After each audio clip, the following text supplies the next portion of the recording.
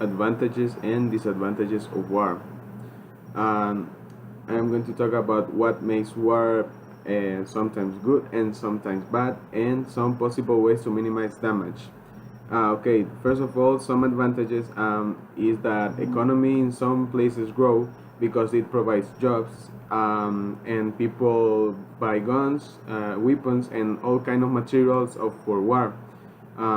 Technology is another thing that can grow with war, because this is one method to the nations for war, because they want to develop better technology than their opponents. War is one of the ways to be part in history. There are so many books of history written centuries before, and there are many persons that play important roles on war. Okay, some disadvantages are, for me, the principal disadvantage of war is the loss of life.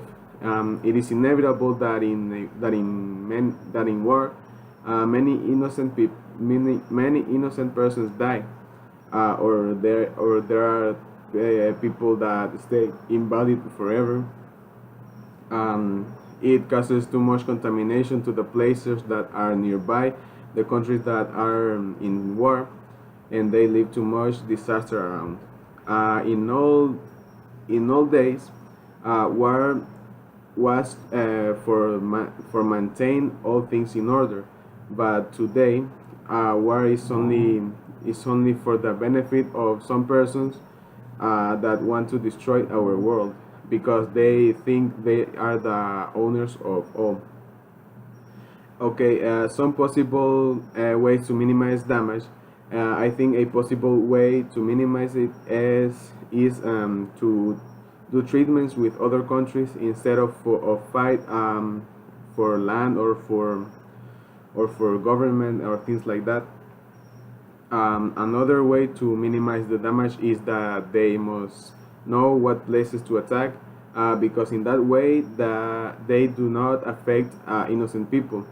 And other way must be to commend to God every day, and to put all and our lives in His hands, and in that way we can be saved, and we cannot affect people, and war cannot affect people that has nothing to do with war.